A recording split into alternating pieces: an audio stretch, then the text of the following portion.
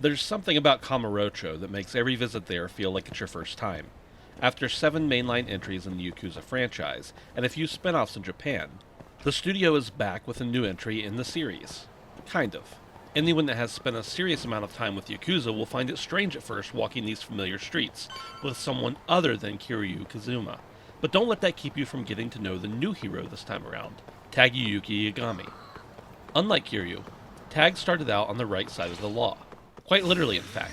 As the story begins, he is a hotshot lawyer who recently won his client's freedom in an incredibly rare acquittal.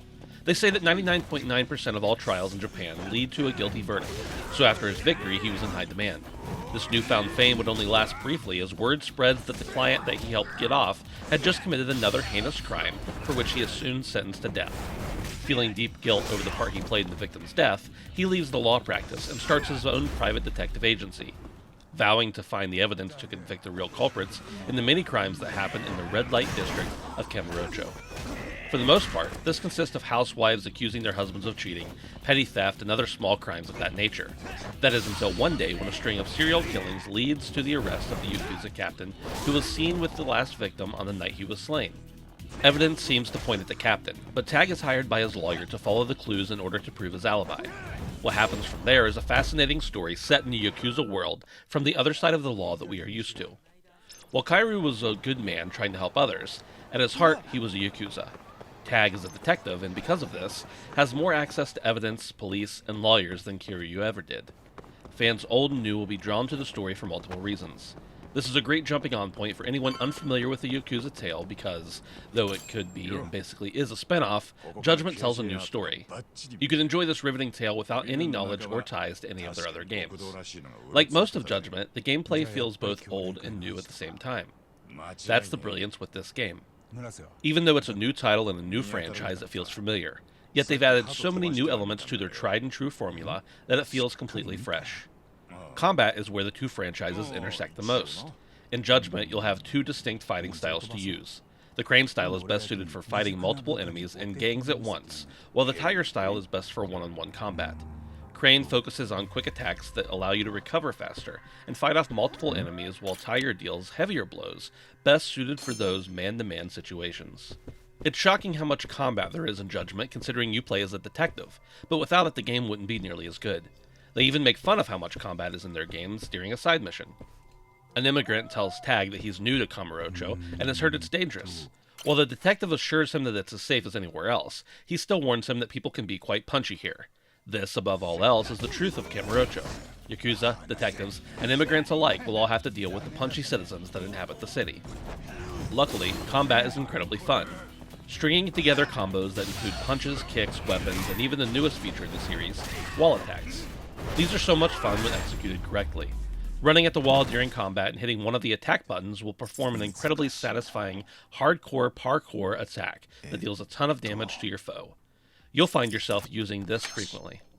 Be careful though, because fights that go on for too long will attract the authorities, and you'll have to get out of there in a hurry to evade the police. When you're not stuck in combat, you'll be working to solve the case of the serial murderer that appears to be at large. This can be where the game gets a little tedious, and though it's great to see them evolve and try new things, such as trailing people and searching for clues, it can be exhausting. When trailing someone, you'll need to stay far enough away to be on the lookout for cover in case you're spotted, all while not letting them get so far away that you lose them. It can be fun at first, but after a few of these missions, they'll start to feel like they're dragging on forever. Searching for things to examine can be equally, if not more, annoying. With little to no direction as to where you should be looking, you can spend way too long searching for surveillance cameras and other clues that can help to break the case wide open. While they do a nice job of breaking up the combat, the detective work can get a bit tedious after a while. Another addition to Judgment are chase sequences. From time to time you'll find yourself needing to chase after someone. These are a hybrid of on-the-rails running and quick-time events that aren't terribly difficult, but nonetheless, you'll want to pay close attention during them. Once the target starts running, you'll automatically start running in their direction. You'll have to move a little side to side in order to avoid objects, but most of this is done through quick-time events. The only time we saw game over during our playthrough was when we let someone we were chasing get away. Side missions are completely revamped this time around for the better. Gone are the seemingly random encounters for the most part. Replacing them are friend missions and private cases. Throughout the city, you'll have places where you'll meet people. Sometimes you'll become friends just by visiting their establishment frequently, and others will require you to do tasks for them. Becoming friends with people throughout the city can help you quite a bit. Not only will they give you items, but they can help you in combat as well if a fight breaks out in their vicinity. Private cases can be accepted at your office. Periodically, the law firm that you used to work for will send cases your way. You can decide which ones to take on by going to your bulletin board and taking on whichever case sounds interesting to you. This is the best way to make money in Judgment, since most of the thugs you fight in the street aren't the lucrative Yakuza and gang members that Kiryu tends to fight. There is so much to do in Judgment that you can spend as much time as you want exploring the city. Batting cages, Club Sega, and other activities can eat up hours of your life, and you won't be upset about it. One of our favorite ways to waste time is by playing Kimura of the Dead at Club Sega. It's a very House of the Dead feeling game that is a ton of fun and honestly could be a standalone title. Judgment is a fresh take on an old series. Fans of Yakuza will absolutely eat this game up. Even if you've never touched a game in the Yakuza series, you'll find yourself having an absolute blast with this game.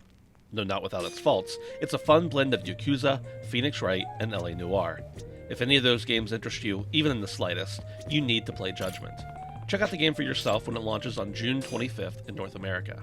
We give Judgment an 8.5 out of 10. To make sure you don't miss any of our videos, reviews, previews, or anything else, make sure you subscribe here at Handsome Phantom on YouTube. Also be sure to check out handsomephantom.com for content 5 days a week.